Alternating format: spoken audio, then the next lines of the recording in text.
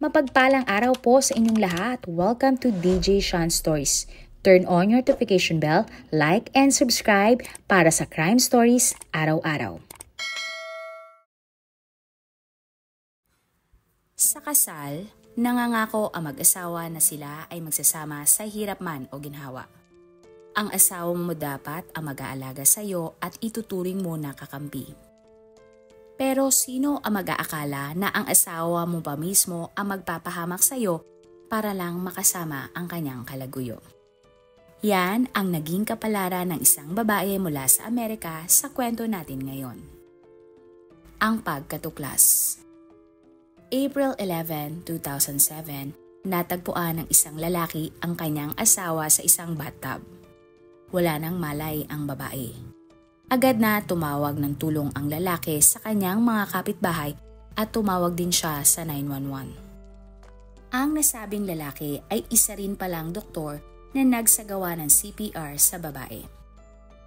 Maya-maya pa, dumating na ang ambulansya at agad na isinugod sa ospital ang babae. Subalit sa kasamaang palad, dineklara siyang dead on arrival sa ospital. Ano kaya ang nangyari sa babae at bakit niya sinapit iyon? Aksidente nga ba ang lahat? Ang babaeng biktima ay nakilalang si Michelle Marie McNeil, 50 years old. Si Michelle ay ipinanganak ng January 15, 1957 sa California. Ang relihiyon ng pamilya ni Michelle ay Mormons. Siya ay close sa kanyang tatlong kapatid na mga babae. Lumaking matalino si Michelle at aktibo sa kanilang simbahan na Church of Jesus Christ of Latter-day Saints. Maganda si Michelle kaya nga naging beauty queen siya ng high school. Bukod doon, magaling din siyang tumugtog ng violin at naging aktres pa nga sa teatro ng kanilang eskwelahan. Itinanghal si Michelle bilang Miss Concord noong taong 1976. Nag-aral siya sa Switzerland at kumuha ng kursong modeling. Sa isang religious event, 20 years old lang si Michelle nang makilala niya ang doktor na si Martin McNeil na 1 taon lang ang tanda sa kanya. Mula sa mahirap na pamilya si Martin at siya ay ipinanganak ng February 1, 1956. Si Martin ay naging sundalo ng taong 1973 sa edad na 17 years old. Matapos ang 2 taon, pinag-leave na sa serbisyo si Martin dahil nagkaroon siya ng sakit sa pag-iisip. May pagkakataon umano na may naririnig ang lalaki na boses sa kanyang tenga. Matapos nito, nakatanggap siya ng benepisyo sa loob ng maraming taon. Pero makalipas ang ilang taon, napatunayan na pineke lang ni Martin ang kanyang sakit para sa pera. Bukod doon, sinubukan din noon ni Martin na mameke ng mga tseke. Kaya naman sa murang edad, inaresto siya at ikinulong sa kasong theft at fraud. Pagkakilala sina Michelle at Martin ay agad na nahulog ang loob ng dalawa sa isa't isa at nagkaroon ng relasyon. Mahal na mahal ni Michelle si Martin at ang pinaka nagustuhan niya dito, ito ay matalino. Subalit hindi nagustuhan ng pamilya ni Michelle ang kanyang boyfriend. Tingin nila ay minamanipula lang ni Martin si Michelle. Pero matapos ang kanilang relasyon ng 1 taon, February 21, 1978, ikinasal sina Michelle at Martin. Nag-aral si Martin sa University of California at graduate sa kursong Osteopathic Medicine. Bukod doon, nag-aral din siya ng law pero hindi na siya tuluyang naging abogado. Sa loob ng 5 taon, nagkaroon agad sila ng 4 na mga anak. Bukod doon ay nag-ampon din ang mag-asawa na 4 na bata mula sa Ukraine. Ilang beses din silang nagpalipat-lipat ng tirahan hanggang sa nanatili na lang sila sa Utah, kung saan nag-iisang medical director si Martin sa Utah State Development Center. Tila perpekto nga na maituturing ang buhay mag-asawa ni na Martin at Michelle. Pero hindi nagtagal, unti-unti na itong nabago dahil kay Martin. Ang pagbabago. Taong 2000, ilang beses nahuli ni Michelle ang kanyang asawa na may pinapanood na hindi kaaya-ayang mga video na mariing tinutultulan ng kanilang relihiyon. Sa tuwing nangyayari ito, tinatakot ni Martin si Michelle na sasaktan niya ang kanyang sarili. May pagkakataon naman na pati si Michelle ay sinubukan ng saktan ni Martin dahil sa galit nito sa kanyang asawa. Nakarating din kay Michelle na ilang beses nagkaroon ng relasyon sa ibang babae si Martin. Ngunit kahit kailan ay hindi umamin si Martin sa kanyang asawa. Pero ang totoo, mula 2005 hanggang 2007, nagkaroon ng 2 kalaguyo si Martin. Ang isa nga dito ay si Anna Woldhall. Nakilala ni Anna si Martin nang ito ay naging consultant sa isang laser hair removal clinic na kanyang pinamumunuan ng March 2005. Matapos ang 6 na buwan, kinailangan nang lumipat ng bahay ni Anna kaya natapos na ang relasyon nila ni Martin. Sumunod naman na naging kalaguyo ni Martin ay ang babaeng si Gypsy Willis, 37 years old. Mahigit 20 years ang tanda ni Martin kay Gypsy at sila ay nagkakilala lang online. Madalas na nagkikita ng palihim sina Martin at Gypsy. Mas naglalaan ng oras si Martin sa kanyang kabit kaysa sa kanyang pamilya at asawang si Michelle. Nang mga panahon na iyon, nararamdaman na ni Michelle na unti-unti nang nasisira ang kanilang pagsasama dahil may kutob na siyang nambababae si Martin. Dahil sa hinala, madalas na silang mag-away noon ni Martin. Ang plastic surgery. Isang araw, ng March 2007, sinabi ni Martin kay Michelle na kailangan niya nang magpaayos ng kanyang muka at sumailalim sa isang plastic surgery. Bukod doon, sinabi niya din sa asawang si Michelle na magiging maayos uli ang kanilang pagsasama kapag siya ay pumayag. Noong una, ayaw pumayag ni Michelle dahil may sakit pa siya at gusto na muna niyang gumaling sa kanyang high blood pressure. Sumang-ayon naman ang doktor ni Michelle na hindi siya maaaring sumailalim sa operasyon habang siya ay may sakit. Subalit nagpumilit si Martin at gusto niyang operahan na agad-agad si Michelle. At bago pa maisagawa ang operasyon kay Michelle, kinausap na ni Martin ang magiging surgeon nito para sa mga gamot ng kanyang asawa. Si Martin kasi ang physician noon ni Michelle. Nagulat ang surgeon na ang dami at ang tataas ng dosage ng mga gamot na nirereseta ni Martin para sa asawa. Kalaunan, napapayag ni Martin si Michelle sa gusto nitong siya ay magpa-plastic surgery para na rin maayos ang kanilang pamilya. April 3, 2007, isinagawa ang plastic surgery kay Michelle. Matapos nito, gusto pa sanang manatili ni Michelle sa ospital para makapagpahinga. Pero pinilit siya ni Martin na umuwi agad sa kanilang bahay. Nang oras na iyon, andun din ang anak ni Michelle at Martin na si Alexis na nag-aaral sa isang medical school. Sumang-ayon si Alexis na manatili muna ang kanyang nanay sa ospital. Pero nang sumunod na araw, umuwi na si Michelle sa kanilang bahay. Si Alexis ang matyagang nag-alaga sa kanyang nanay imbis na dapat si Martin. Nang gabi din na iyon, pinaalis na si Alexis na kanyang tatay para matulog na sa kanyang kwarto. Sinabi din ng kanyang ama na siya na ang bahalang mag-alaga kay Michelle. Kinabukasan, April 5, 2007, umaga na natagpuan ni Alexis at Martin si Michelle na walang malay. Tinanong naman ni Alexis ang kanyang tatay kung ano ang nangyari. Doon, inamin ni Martin na baka nasobran siya ng pagpapainom ng gamot sa kanyang asawa. At sa kabutihang palad, makalipas lamang ang ilang oras ay nagising naman si Michelle. Nawirduhan si Alexis sa nangyari, kaya siya na mismo ang nagpainom ng gamot sa kanyang nanay at siya na rin ang nagbantay dito dahil wala naman siyang pasok at bakasyon. Lahat ng mga kaganapan na iyon ay inilista ni Alexis sa isang maliit na notebook. Nang nakausap na muli ng maayos si Michelle, may inamin ito sa kanyang anak.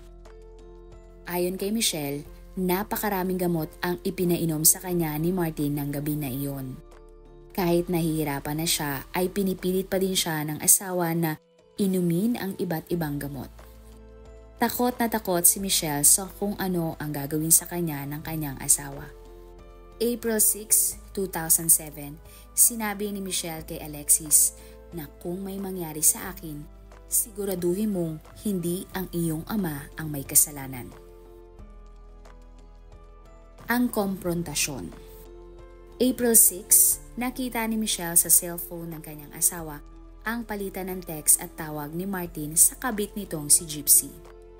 Hindi pala kahit kailan itinigil ni Martin ang bawal na relasyon. Kinompronta niya ang kanyang asawa, subalit hindi naman ito umamin sa lahat. Ang pagpapanggap. Habang nagpapagaling si Michelle, nagpanggap si Martin na kailangan niya ng tungkod dahil hindi siya makalakad na maayos dahil sa isang sakit. Pero iyon ay kasinungalingan lang pala dahil maayos naman ang kalusugan ni Martin. May masama na palang pinaplano si Martin sa kanyang asawang si Michelle. Lumipas ang mga araw at unti-unti nang nagiging maayos ang pakiramdam ni Michelle. Okay na siya at medyo magaling na. April 10, bago matulog ay tinawagan ni Alexis ang kanyang nanay para kamustahin ito. Sumagot naman si Michelle at sinabing maayos na siya at baka siya ang sumundo kinabukasan sa mga nakababatang kapatid ni Alexis mula eskwelahan.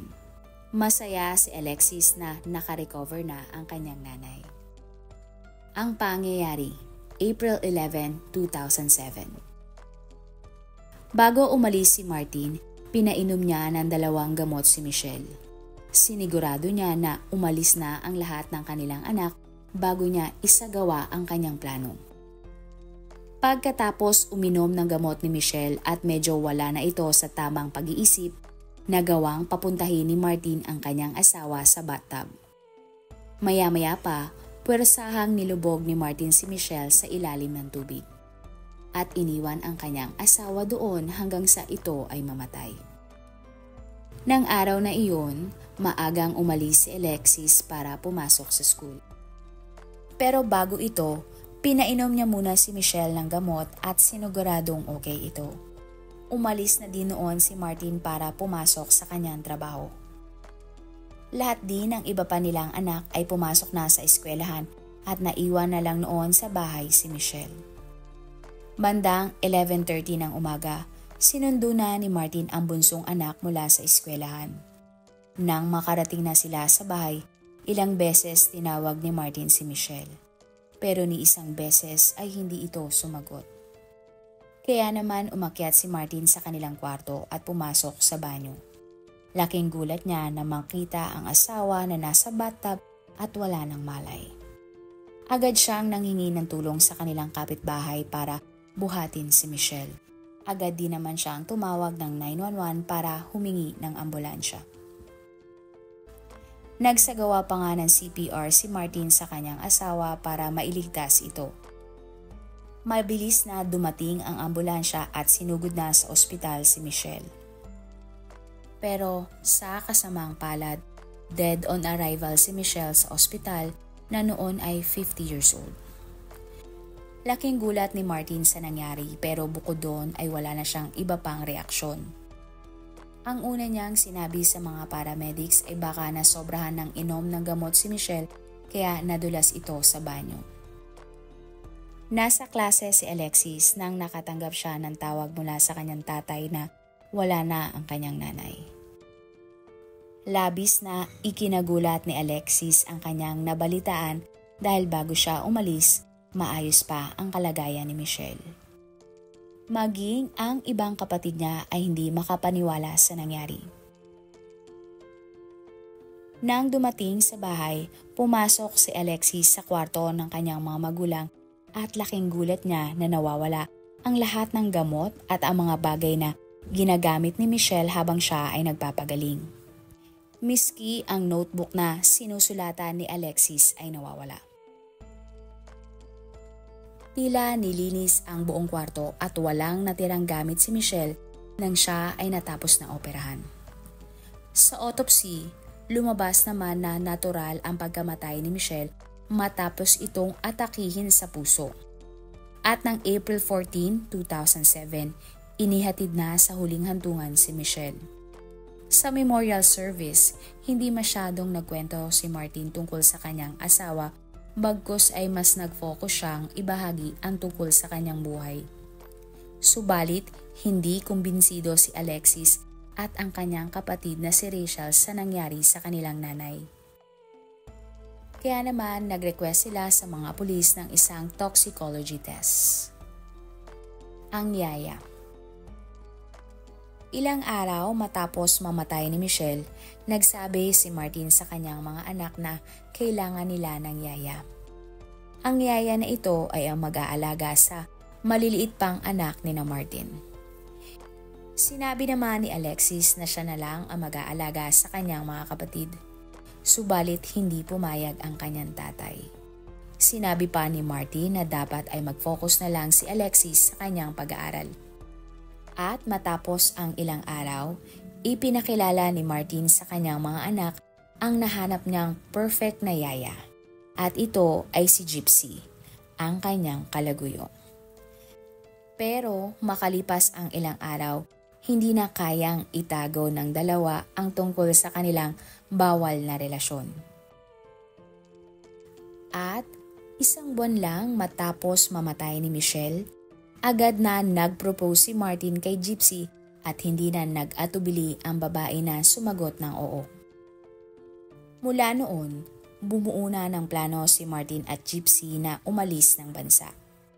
Nakahanap na din sila ng mga mag-aampon sa 4 na anak ni Martin na inampon nila ni Michelle noon. May nakausap na din silang buyer na bibili ng kanilang bahay. Subalit lahat iyon ay biglang naudlot. July 2007, ang isa sa mga inampon na anak ni Martin na si Giselle ay umuwi ng Ukraine. Nakita itong pagkakataon ni Martin para nakawin ang pagkakakilanlan ng dalaga. Ginamit ni Martin ang pangalan ni Giselle para kumuha ng mga pekeng legal na dokumento para kay Gypsy. Ginawa ito ni Martin para makaiwas si Gypsy sa pagbabayad sa kanyang $60,000 o 3 million pesos na tax. Pero naaresto sina Martin at Gypsy. Kinasuhan sila ng identity theft abroad. Napatunayang guilty ang dalawa sa mga kasong ito. Hinatulan si Gypsy ng 21 months na pagkakakulong habang si Martin naman ay hinatulan ng 4 na taong pagkakakulong.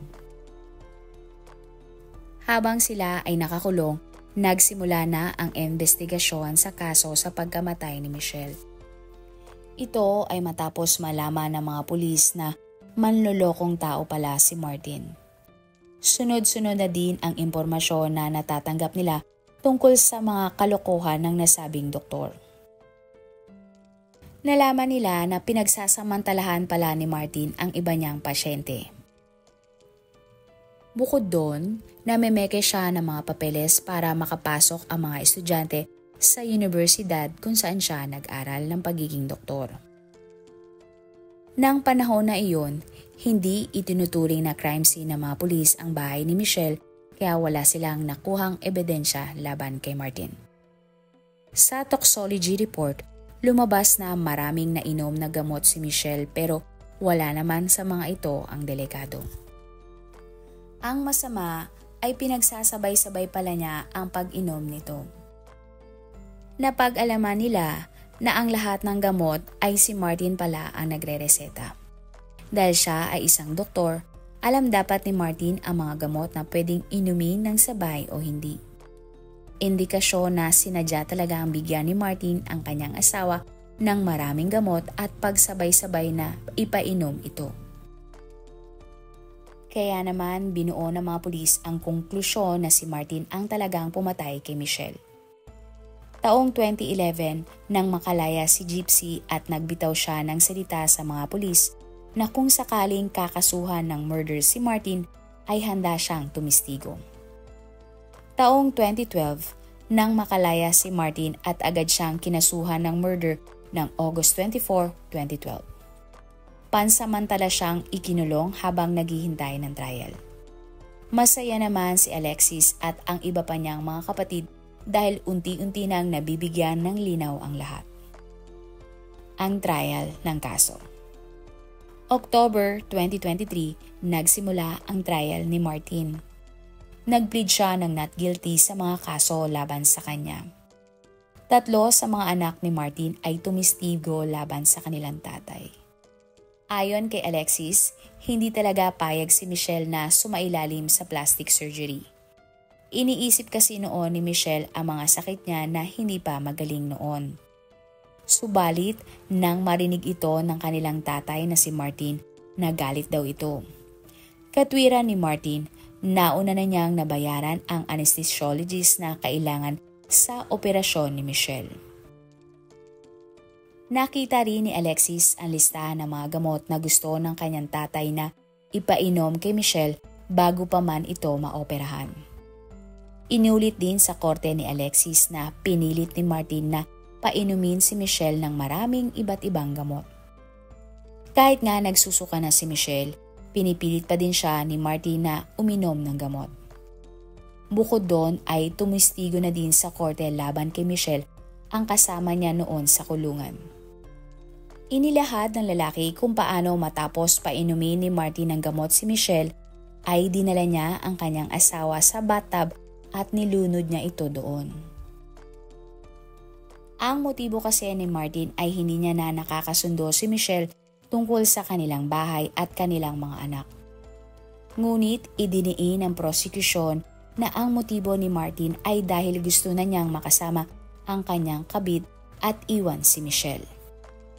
Dagdag pa nila, gumamit pa si Martin ng tungkod para isipin ng tao na siya ay walang lakas. At hindi nga naman siya paghihinalaan ni Numan na kaya niyang patayin ang sariling asawa. Hindi din totoo na nagsagawa ng CPR si Martin kay Michelle. Tumistigo din ang dating kabit ni Martin na si Ana.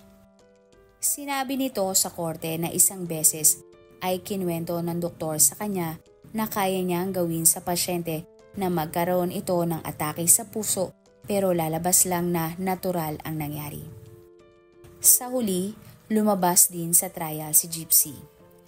Ayon kay Gypsy, napag-usapan na nila ni Martin ang gagawin ng doktor sa kanyang asawa. Hindi niya akalain na ipakikilala siyang yaya ni Martin. Ang alam niya ay ipapakilala siya ni Martin sa mga anak nito.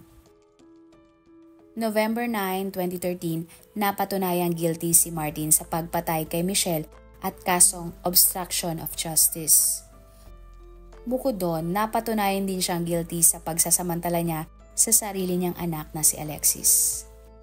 Hinatulan si Martin ng habang buhay na pagkakakulong nang siya ay 57 years old na. Masaya naman si Alexis na kahit nasira ang kanilang pamilya, nabigyan naman ng hustisya ang kanyang nanay. At sa wakas, matitigil na ang kasamaan ng kanyang tatay. Subalit makalipas lamang ang 2 taon, simula nang siya ay nakulong, natagpuan si Martin na wala ng buhay sa loob ng kulungan. Ano ang masasabi niyo sa kwento natin ngayon? Talaga bang may mga ganitong tao na kaya nilang patayin ang kanilang asawa para lang makasama ang kanilang mga kalaguyo? Sa tingin niyo, ano talaga ang motibo ni Martin para patayin niya ang kanyang sariling asawa?